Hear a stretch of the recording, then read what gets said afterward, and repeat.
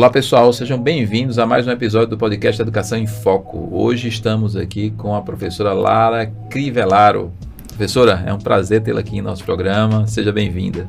Muito obrigada, Fabrício, um prazer estar aqui, fico muito honrada com o seu convite, é muito bom sempre falar de educação.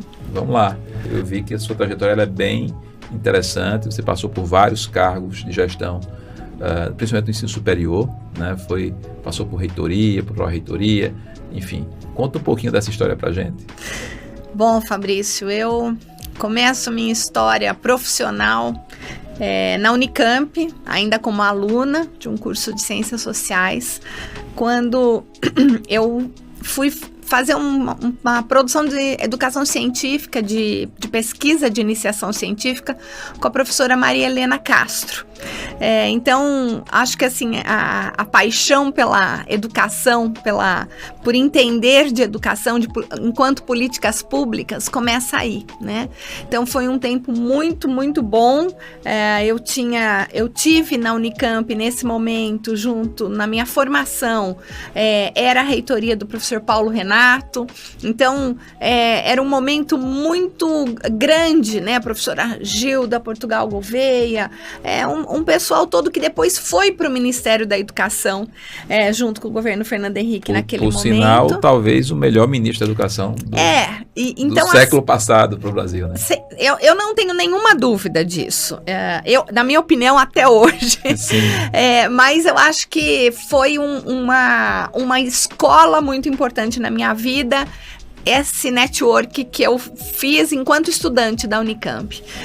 Terminei a graduação, já fui imediatamente para um mestrado com esse turma toda. Trabalhei com a professora Ruth Cardoso antes de ser primeira dama do Brasil, por 4 anos com pesquisa no SEBRAP, enfim, com a Fundação Ford financiando. E depois disso, eu peguei toda aquela expansão do ensino superior, de aberturas de novas instituições. Então, morando em Campinas, a Unip começou um campus em Campinas, eu estava naquela primeira leva de professores contratados ainda, recém-saída da universidade, mas já com mestrado concluído. Então, eu acho que foi um momento muito de boom, né, do ensino superior brasileiro, que eu consegui navegar nessa onda, mas sempre muito inquieta, querendo trazer novas oportunidades, trazer novas coisas para os alunos.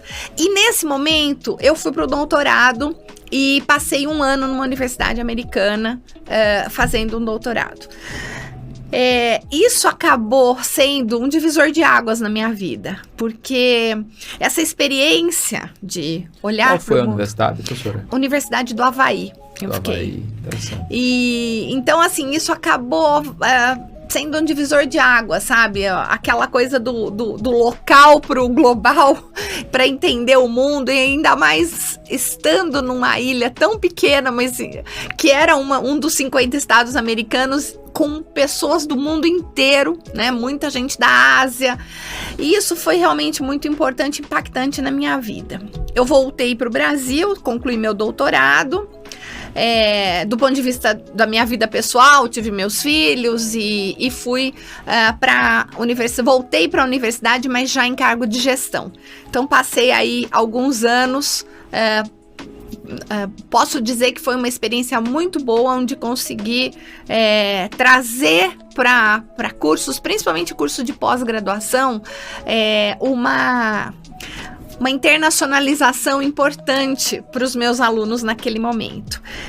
Coisa que era muito ainda inóspita no Brasil. A gente tinha uma relação muito pequena naquele momento, principalmente com estudantes de universidades de ensino noturno, né? Das universidades privadas, estavam crescendo demais, e esses eram predominantemente alunos trabalhadores. E eu pensava, quando é que esses alunos vão ter a oportunidade de vivenciar situações que envolvam uma cidadania global? E aí, com contatos, com networks, eu acabava promovendo já com a internet, né? Nesse momento, mais anos 2000 e pouco, a gente já conseguia fazer algumas coisas interessantes. Em 2009, efetivamente, eu acabei tomando uma decisão que foi importantíssima na minha vida, que foi abrir uma empresa de educação internacional e continuar não mais como funcionária de instituições de ensino superior, mas prestando serviço para várias instituições, promovendo essa internacionalização. Então, de lá para cá, a educação internacional, ela é muito cara para mim, porque eu dediquei os últimos 18 anos da minha vida para isso, né? Num primeiro momento, olhando muito para o ensino superior, mas nos últimos 8 anos, muito mais para a educação básica, porque eu entendi que a educação básica é onde a gente tem que começar a falar em internacionalização e que o ensino superior ele é uma consequência já de um aluno que tem um pensamento global e que consegue olhar para o mundo todo com essa perspectiva de que tudo afeta todos, né? Então, em breve, né, minha trajetória profissional, brevemente, eu acho que eu posso descrever dessa forma. Boa, daqui a pouco a gente vai falar sobre internacionalização, mas eu vou puxar um assunto aqui que tem a ver com um pouco da sua trajetória. Você passou justamente por essa fase de boom, né, educacional do ensino superior brasileiro, quer dizer, uma fase em que predominantemente nós tínhamos as universidades federais como a principal fonte de educação superior no Brasil. Ali, década de 1980, né, você tinha acima de 70% dos estudantes de graduação nas federais, talvez acima de 80%, era um número bem elevado, e uma participação muito pequena do ensino do setor privado nesse setor, né? Em geral eram faculdades, né? Isso, de cidades pequenas, tinha, né? Talvez aquelas mais tradicionais, confessionais. Ciências e letras, aquelas coisas de pequenas cidades. Teologia, o pessoal da área confessional tinha ali algumas instituições de ensino, né? Mas a grande massa estava nas universidades federais. E aí você tem um crescimento avassalador das universidades privadas, né? Isso aconteceu em 10, 15 anos, um crescimento absurdo, de tal forma que você hoje tem números invertidos, né? Apenas ali 25, 26% dos alunos de graduação hoje estão nas universidades federais e mais de 80%, 70%, 80% estão nas universidades privadas.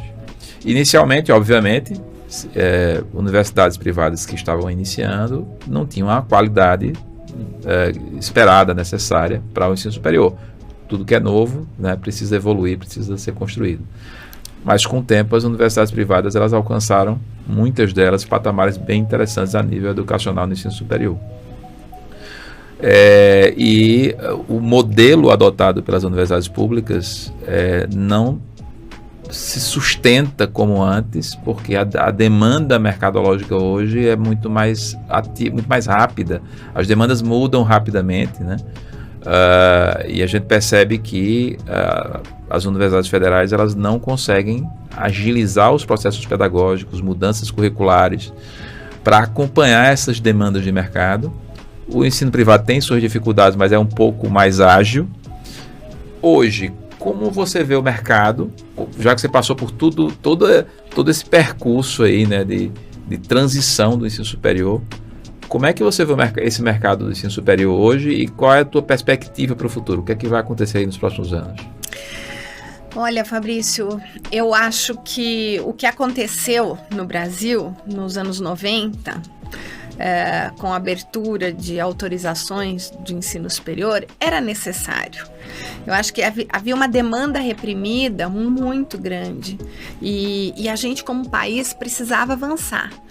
É claro que, como tudo que a gente começa, a gente precisa organizar, né?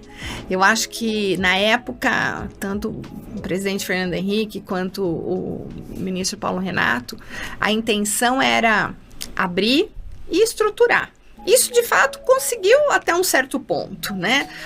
Porque o grande desafio da época, tanto no ensino superior como no ensino básico, era dar o acesso, né? Dar o acesso. Porque o acesso exatamente. Era muito baixo. A gente tinha um índice de alfabetização ainda vergonhoso, né? A gente melhorou muito quando a gente olha estatisticamente.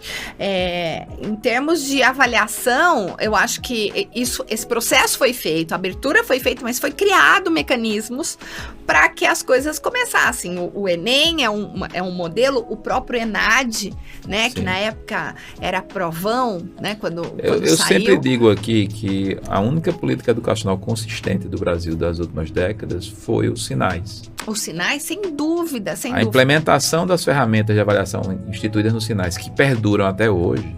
Exatamente. Elas mudaram todo o perfil avaliativo, tanto do ensino superior quanto do ensino básico. Porque criou-se uma referência, né? É como a BNCC, você passa a ter uma referência. E eu acredito que, desde a LDB, de 96 para cá, existe um projeto, né, a ser construído, em que a sociedade precisa estar comprometida com isso. Você tem uma série de instrumentos, uma série de políticas em que não foi construído por um governo, mas foi construído por especialistas, por sociedade civil organizada, por isso tudo, na minha opinião, tinha um propósito quando o ministro Paulo Renato abriu, né, e que eu acho que ele não conseguiu terminar. Eu sempre acho isso.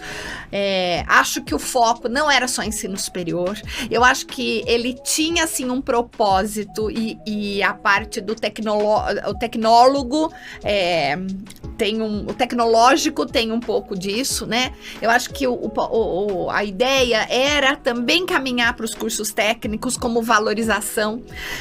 E a gente tem um viés hoje no Brasil com um pouco disso perdido, que acabou não sendo um bom resultado. Aumentamos, sim, o número de alunos no ensino com acesso ao ensino superior.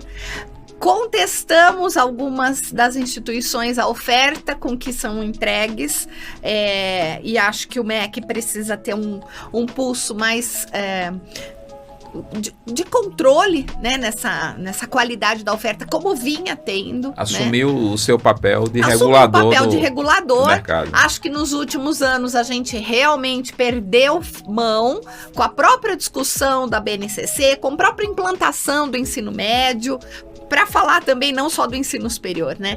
E principalmente com a questão da educação técnica. Eu acho que o Brasil precisa acordar e valorizar o ensino técnico como algo importante para uma nação. Nem todo mundo tem vocação. Isso não tem a ver com classe social. Isso tem a ver com opção de vida do estudante. Sim. Se ele quer ir para um ensino superior, para um bacharelado, onde ele vai ficar mais tempo e vai ter um outro tipo de formação, ou se ele quer ir para a mão na massa, se ele quer produzir, né? E isso, quando você olha países desenvolvidos, não é um demérito ir para um curso técnico. A Alemanha, metade da força de trabalho alemã é curso técnico. Né? Então, isso não significa que ganha mais ou menos, isso significa que o mercado precisa de técnicos. Sim. Então, o que a gente tem hoje é muitos alunos graduados no ensino superior, ocupando cargos ou voltando fazer depois de um curso superior, voltando para fazer um curso mais técnico para se colocar no mercado, que é frustrante. Eu acho que, na minha opinião, isso é falta de uma política de educação do país, falta de orientação dos jovens, falta de um ensino médio que direcione melhor esses jovens, não para uma prova obsessiva onde vai te pôr ou não na universidade, mas para uma formação, para onde os alunos possam entender quais são as possibilidades e os caminhos.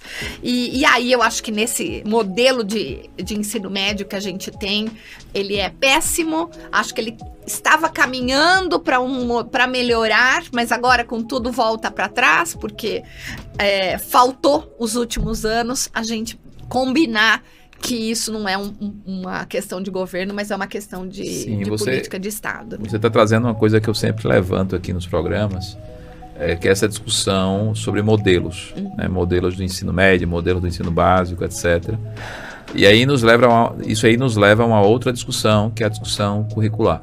Tá? Então, a BNCC é uma base curricular, não é um currículo. Eu sempre friso isso o tempo todo, porque quando a BNCC entrou como ferramenta que vai nortear o currículo nas escolas do Brasil, as próprias escolas, sejam do setor privado ou as redes públicas, interpretaram aquilo como se a BNCC ela fosse o próprio currículo.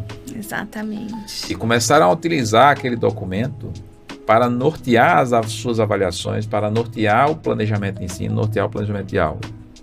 E é um grande equívoco, porque ali na BNCC você tem habilidades e competências que são gerais, amplas, e que não tem a granularidade necessária para que você consiga instruir professores no processo de avaliação e construção de suas aulas. Essa granularidade ela é construída dentro dos currículos. E a BNCC gerou uma demanda técnico-pedagógica muito grande para as escolas, porque como aquilo ali é uma base, então cada escola, cada rede municipal, cada rede estadual teria que ter técnicos pedagogos, especialistas em construção curricular para construir os seus próprios currículos, né? E a gente verifica que até hoje, né, apesar dos últimos 3, 4 anos, as redes públicas e privadas estão trabalhando forte nessa construção curricular, até hoje a discussão é intensa. Muitos currículos estruturados não são tecnicamente adequados. E aí você tem uma confusão técnica, né? Outros países, eu fui recentemente agora na Inglaterra, visitei algumas escolas lá e tentei conhecer melhor o que é que eles fazem lá em termos de currículo, de avaliação. A Inglaterra, por exemplo, ela tem um currículo único, né? Ao invés de eles adotarem uma base curricular, eles adotaram o currículo da Inglaterra. Singapura também tem um currículo único. Eu entendo, tá, e até respeito muito a opinião de quem acha de que no Brasil, por ser um país muito grande, a base se encaixa melhor, porque aí cada região monta os seus currículos e você respeita mais essa regionalidade, porque o Brasil é como se fosse vários países dentro de um só. Esse é um grande argumento para defender essa lógica de utilizar uma base curricular e não um currículo nacional. E isso gera uma discussão profunda no ensino básico, principalmente da gente que entende um pouco de educação, a parte técnica. Isso gera uma discussão bem grande. Eu não vejo essa discussão emergir na sociedade, né? Eu não vejo emergir. Todo mundo fala da BNCC, mas ninguém discute. Peraí, mas será que esse modelo é o modelo ideal para o Brasil? Será que não deveríamos já ter um currículo básico nacional já prontinho, como tem em Singapura, como tem na Inglaterra? E você, Lara, o que é que você pensa sobre isso? Você acha que esse modelo de base curricular ele é interessante para o Brasil, ou você acha que o modelo singapurense ou inglês seria o mais interessante? Olha, Fabrício, a minha opinião é que a Base Nacional Comum Curricular ela é um documento muito importante e único. Nós não tínhamos nada antes dela. Então, a base ela tem uma ampla gama de possibilidades que precisam continuar sendo discutidas. Isso, de novo, não pode ser visto como um produto de um governo e agora a gente simplesmente desfaz. Ela é produto de uma sociedade, ela é produto de discussões, de anos de discussão para se chegar nisso. Se ela está boa ou se ela não está boa, é uma discussão que nós temos que fazer em cima do que nós temos, não jogar fora e partir do zero sem ter algo para se colocar. E é isso que me preocupa na educação do país. Sim, então, nesses anos, a descontinuidade do que se faz aqui em relação à educação. Educação, a política pública voltada para a educação, ela vai demorar pelo menos 20 anos para dar um resultado, seja ela qual for, e nunca vai ser no mesmo governo. Então, é importante que as pessoas façam um pacto pela educação. E, independente de quem colocou ou quem assinou, quem canetou no final isso, porque não foi aquele governo com certeza que começou, porque você não faz em 4 anos um projeto, implanta e testa e fala pronto, resolvemos o problema da educação. Jamais. A sociedade precisa criar um pacto sobre o que nós queremos. Se uma base nacional é importante, porque nós temos diferentes perspectivas culturais no Brasil, porque é um país continental, foi o que se tinha no momento em que ela começou a ser discutida e implantada. De lá para cá, o que é que se fez sobre isso? Eu participei de muitas discussões sobre a BNCC, eu participei de muitos debates, acompanhei gente muito boa falando, criticando, elogiando, e isso precisa continuar. Você não simplesmente, num congresso, define que agora acabou, não temos mais, e vai pôr o quê no lugar, sem ter algo para se colocar. Isso. E deixa todo mundo perdido, né? Então, essa é a minha crítica. Eu acho que nós precisamos, enquanto sociedade, fechar um pacto pela educação e seguir esse rumo, independentemente de que governo vai estar presente no próximo mandato. A educação é algo muito valioso e a gente tem números que poderiam estar muito melhores. Sim, é aquela coisa, né? A BNCC é perfeita? Não. O ENAD e o ENEM são perfeitos? Não. Mas são modelos que estão com consistência. É o que e geram referência, é o que a gente tem para comparar nos últimos 20 anos. É o que se tem e é o que a gente precisa melhorar se aperfeiçoar. A partir dele. É um processo contínuo, né? Interessantemente, o ensino básico, ele seguiu o modelo um pouco do ensino superior, né? No ensino superior você tem as diretrizes curriculares, as DCNs, que guiam... Que começou na educação básica, né? Isso. Os parâmetros curriculares nacionais nasceram primeiro de educação infantil. Até chegar nas diretrizes curriculares nacionais da educação superior. Começou... Então, assim, a Base Nacional Comum Curricular, ela não nasceu do nada. Não. Ela teve todo um percurso que começou nos anos 90. Isso. No caso do ensino superior, num primeiro momento, quem é favorável a esse modelo, eu acho que tem grandes vantagens, porque você tem as diretrizes, por serem muito amplas, elas abrem o leque para você ter inúmeros tipos de currículos, inúmeros modelos de currículos dentro de um mesmo curso. E isso eu acho interessante para o ensino superior, porque isso você faz com que você tenha cursos mais direcionados para um setor ou outro dentro de um mercado que hoje é gigante e é dinâmico. No ensino básico, né, também é interessante para respeitar essas perspectivas regionais, porém, a necessidade do ensino básico não é tanto em relação à flexibilidade, mas como o nome já diz, é ao básico, é ensinar o básico, a fazer o feijão com arroz bem feito, né? Nossos índices educacionais em matemática e língua portuguesa estão muito, muito baixos. Então, tem gente falando em outros componentes, vamos colocar ciência, colocar sociologia, mas a gente não consegue fazer o aluno ler, a gente não consegue ensinar o estudante a ler, né? Então, a gente está nesse nível. E grande parte do problema também é a questão da capacitação de professores, tanto no ensino superior quanto no ensino básico. A gente já discutiu aqui no programa com vários entrevistados sobre essa questão da capacitação de professores, e eu tenho uma crítica muito forte no ensino básico por não termos um projeto nacional de capacitação para o professor de primeira entrada. Quer dizer, o professor ele sai das licenciaturas e cai direto na sala de aula sem supervisão, sem um processo ali, né, que acompanhe. Lá na Inglaterra eu verifiquei que lá qualquer um pode ser professor desde que passe pelo curso de formação que dura 36 semanas. Então você pode ser graduado em engenharia, pode ser graduado em farmácia, em medicina, o que for. Quer ser professor, passa pela capacitação de 36 semanas, das quais apenas 9 semanas são de teoria, o resto é prática.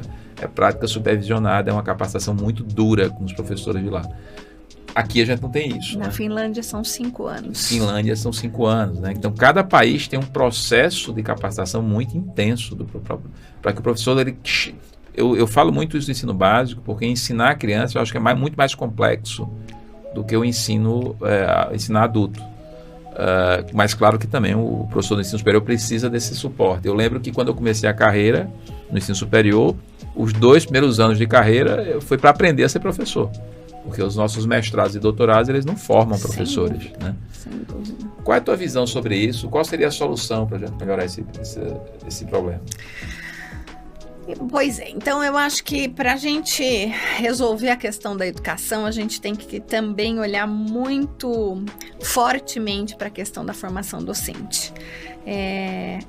As pessoas, aqui um pouco entregando a idade, né, a coisa do Tostines, né, o que vende mais porque é fresquinho porque vende mais, a gente precisa pagar melhor o professor para ele querer ir para essa área, ou a gente precisa formar melhor o professor para depois ele receber mais. É um conjunto.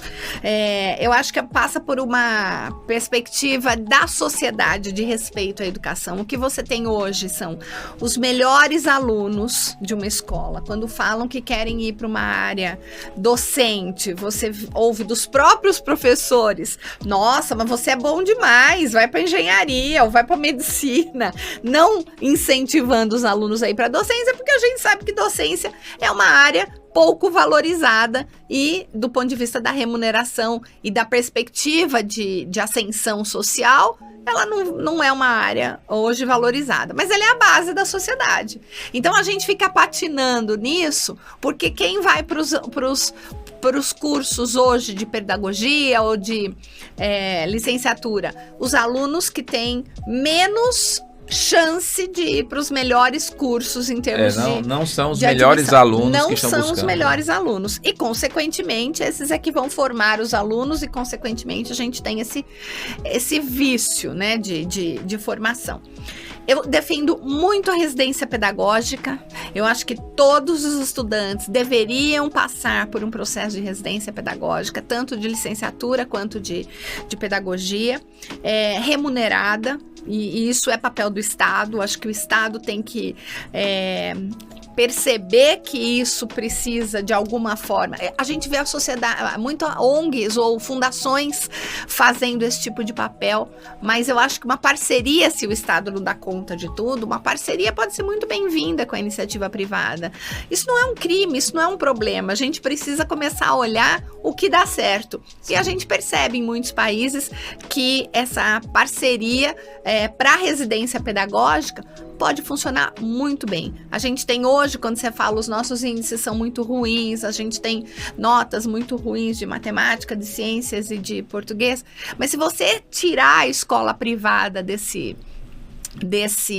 estatística do PISA ou dos índices internacionais e olhar só a escola privada do Brasil e só a escola pública, você vai perceber que as notas dos alunos das escolas privadas, elas estão muito iguais, muito parecidas aos 10 primeiros países. É a média que faz com que a gente caia. O que nos mostra que isso é pior ainda, né? Porque se a gente tem a escola privada com equilíbrio, quer dizer que a da escola pública é pior ainda. Então nós temos que fazer alguma coisa enquanto sociedade para resolver esse problema.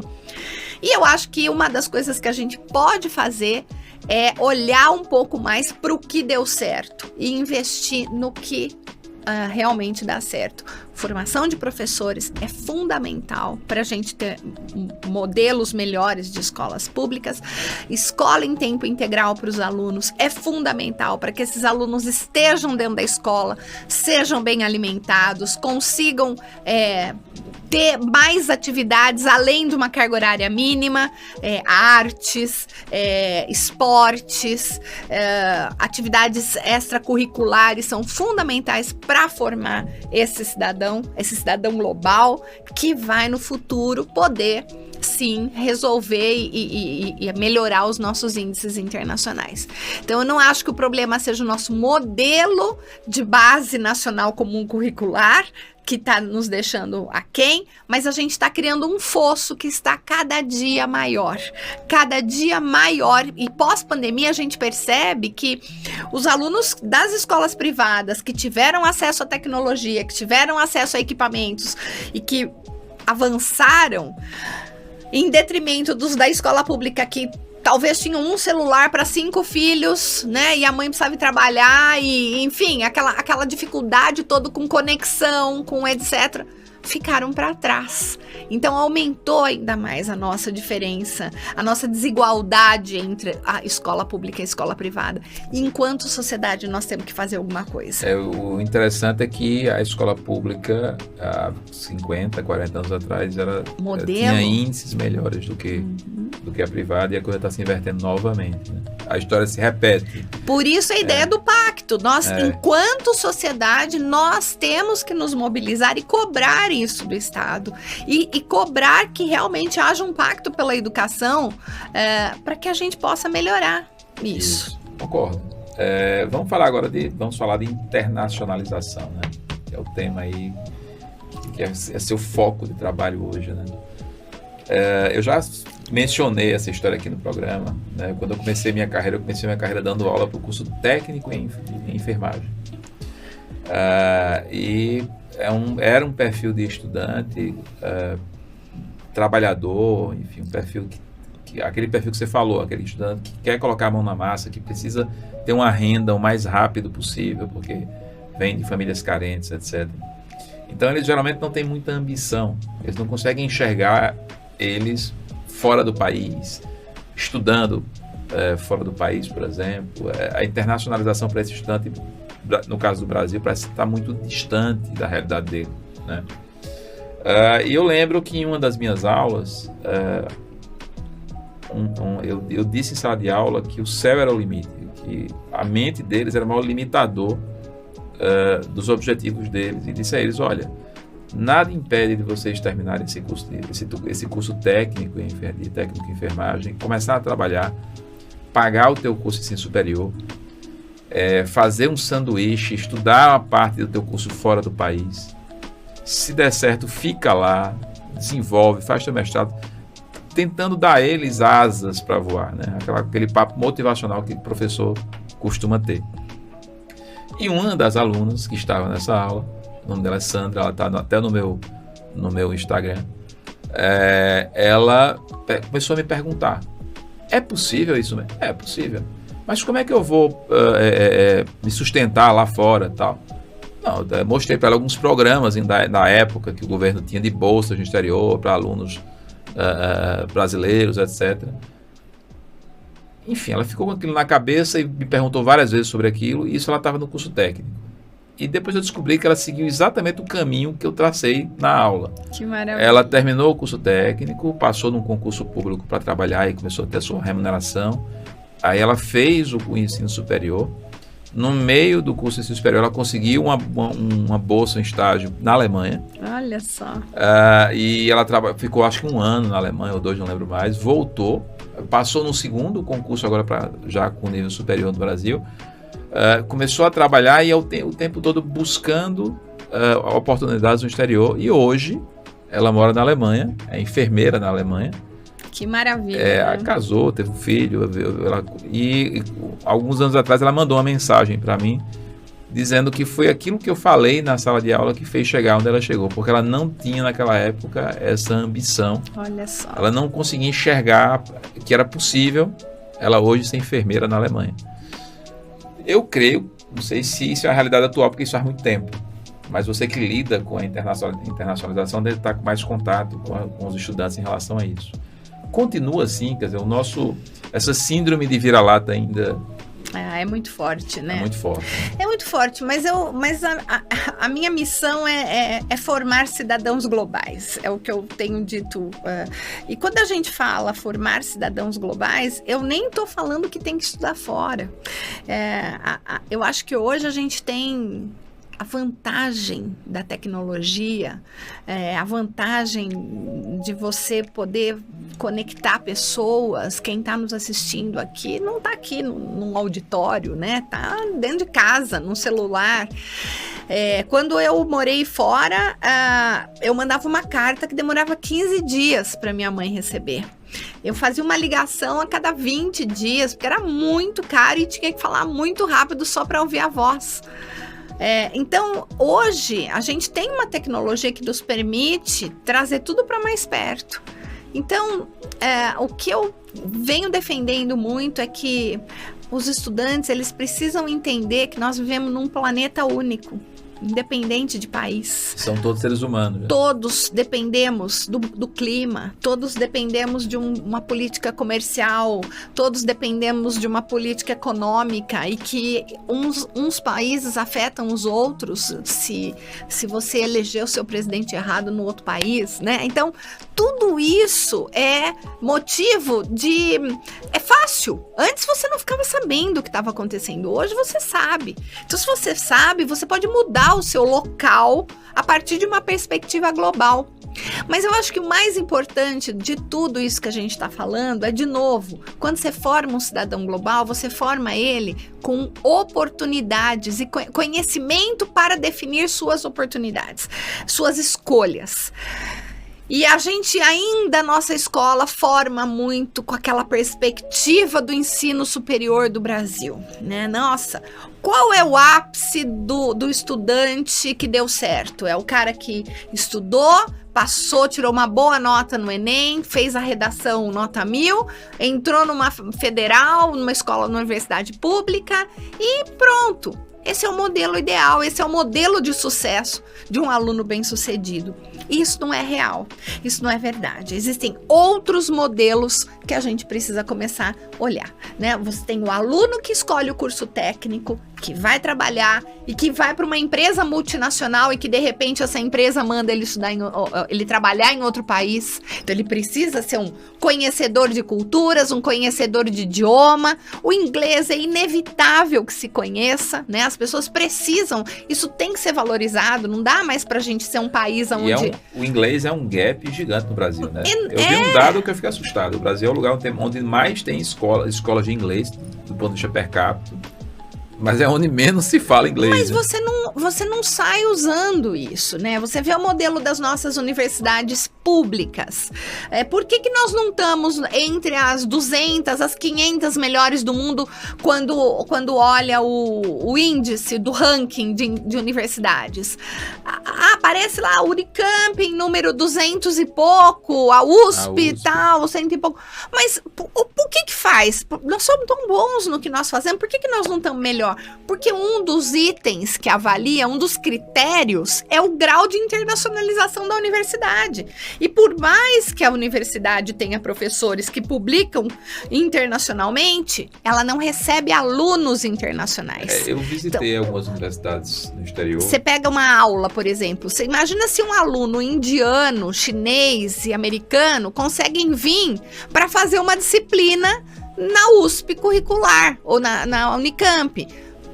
Ok, são as duas melhores do ranking, ele consegue desde que ele fale português, porque não tem o hábito de oferecer aulas em inglês para alunos de fora poderem vir fazer. Eu não sei se você percebeu isso também, ou se é só impressão minha, mas eu acho que a universidade brasileira é muito fechada, não só porque ela não tem condições de receber, ou porque ela não dá as necessidades mínimas necessárias para receber pessoas de fora.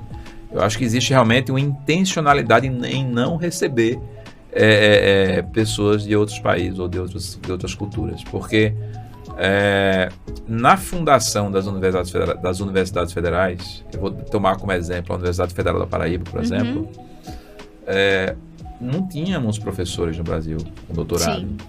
Então nós precisamos importar professores. Então vieram professores indianos, alemães, austríacos. Eu conheci no meu mestrado ainda, até na minha graduação, eu cheguei a conhecer professores estrangeiros, aposentados da Universidade Federal.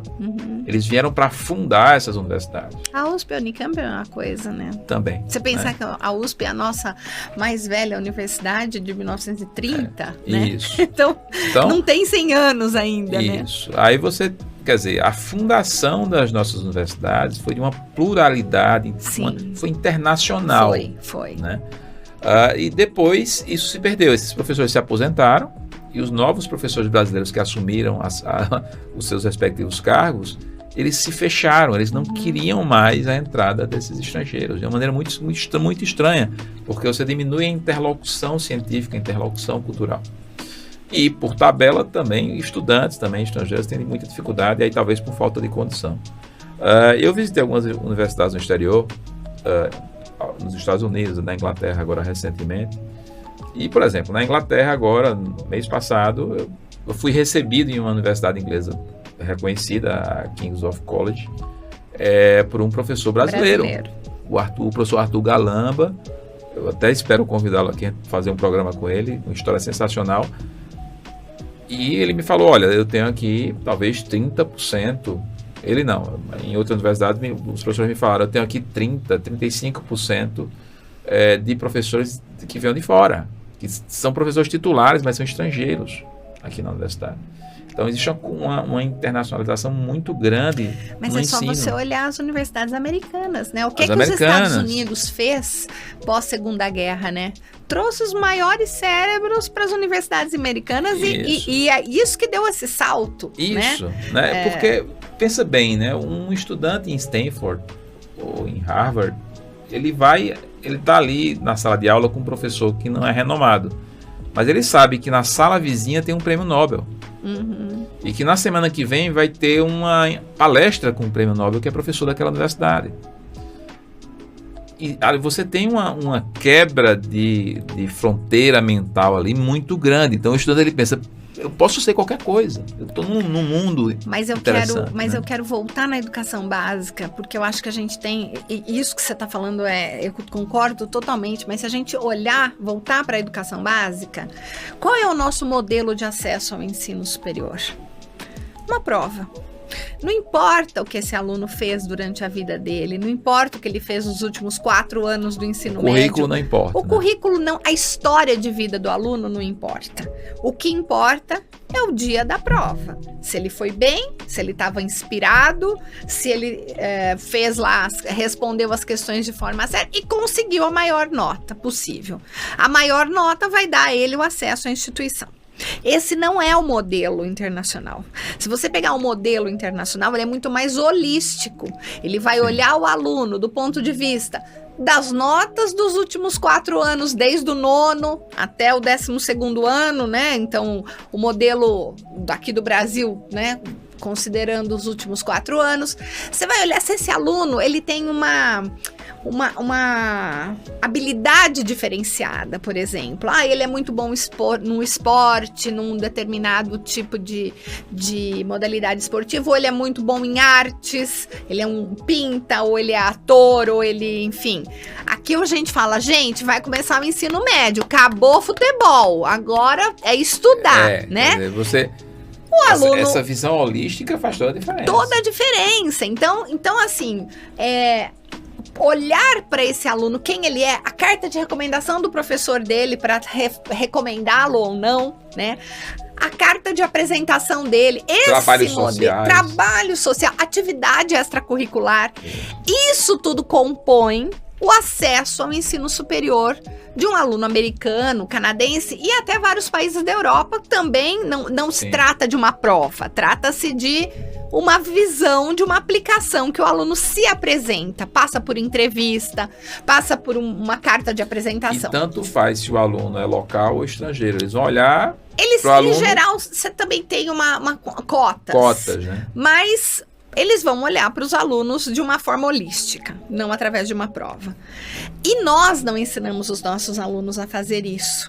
Nós preparamos os nossos alunos para o dia da prova. Porque o modelo de avaliação é esse, né? Porque o modelo de avaliação é que rege todo o processo. Mas, aí a gente fala assim, nossa, mas estudar fora é coisa de rico, de quem tem dinheiro para bancar o filho estudando lá fora. Só que a gente tem índices que precisam ser atentados. Você tem hoje, se você pegar todas as bolsas destinadas à América Latina, fundações, governos, universidades, ONGs, tudo que existe de bolsa e que são destinadas à América Latina, a Colômbia fica com 40% dessas bolsas. O Brasil fica com menos de 8%. E você vai me dizer, não, porque os alunos colombianos são melhores? E eu te digo, não, porque os alunos colombianos sabem fazer o processo de aplicação. Talvez até por falta de opção de universidades no próprio país, eles olham já para fora. E no Brasil, nós não ensinamos os nossos alunos a buscarem essas bolsas. Então, a gente precisa melhorar também esse índice. Sim. Ser um estudante internacional na graduação, ou num mestrado, ou num doutorado, ou enfim, não depende só de você ter dinheiro para pagar. Depende de você encontrar a oportunidade, saber onde procurar e poder fazer a sua escolha. Então é isso que a gente vem defendendo, né? Na EFIJ a gente tem um trabalho muito forte. É aí onde eu queria perguntar, quer dizer, suponhamos que eu seja um diretor de uma rede de escolas e esteja fazendo um contato com a EFIJ hoje para fazer algum tipo de parceria, algum tipo de trabalho junto com vocês. Como é que na prática isso aconteceria? Como é que vocês ajudam os entes do setor privado e público também, eu creio, a estruturar essas possibilidades de internacionalização? Fabrício, isso é um desafio que nós temos e que nós vamos conseguir superar aí. Nossa meta é, nos próximos anos, a gente já ter 5 anos, um panorama bem diferente. Por quê? De novo, a história do Tostines, né? A gente não tem professores preparados dentro da escola para ajudar os alunos nas aplicações internacionais, ou, mais do que isso, para olhar para o mundo e falar o que você quer. Tem aqui essas possibilidades todas. Então, nós precisamos formar counselors. Isso é uma profissão e nós no Brasil não temos essa formação. Então, formar counselors é uma demanda urgente, não para a escola privada, mas para a educação de forma geral, para a gente formar esse cidadão global.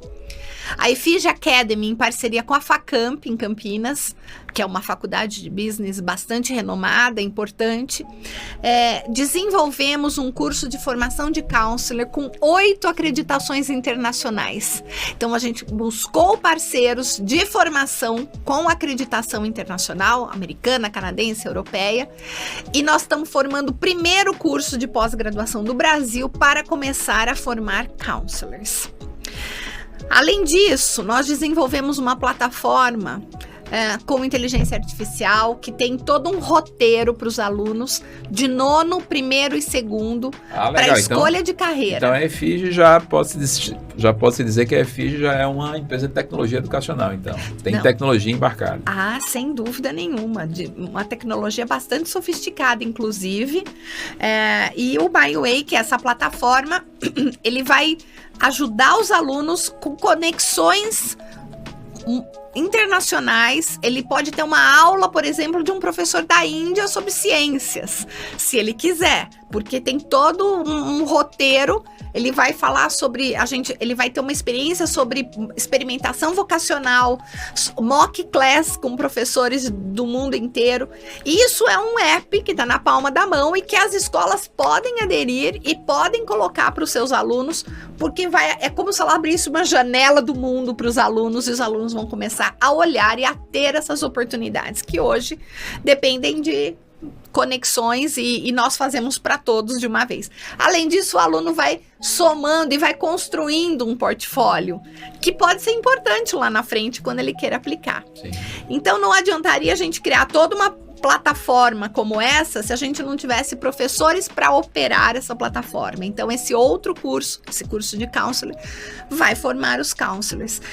É claro que nós vamos demandar aí algum tempo para esses resultados começarem a aparecer, mas o que me importa e que eu acho que faz toda a diferença é a gente começar a mostrar para os estudantes que existem opções, e que o Enem, ele também pode ser usado fora do Brasil. Agora, como, né? E o que tem acontecido muito nas escolas é que quando o aluno chega para o coordenador, orientador, e fala assim, eu estava pensando em como é que eu faço para aplicar na Inglaterra, já que você citou várias vezes a Inglaterra. Como é que eu faço, professor? Ele fala, ops, não sei. Procura uma empresa tal que vai te ajudar. E as escolas ainda estão terceirizando esse serviço. Entendi. E isso tem que ficar dentro da escola. Isso podia ser um serviço embarcado na própria escola. Claro, isso tem que ser. E para isso tem que ter profissional para isso. Boa. Então essa é a formação que a gente está... Professora Lara, a conversa está muito, muito boa, né? Mas o nosso tempo está chegando ao fim. Mas eu vou dar um espaço aqui. Eu sei que tem eventos chegando, vocês estão promovendo eventos, é incrível. E vou deixar um espaço aqui para você divulgar esses eventos, divulgar seus projetos, passar uma mensagem aí para o nosso público. Eu quero agradecer, acho que o papo muito bom, passou muito rápido realmente.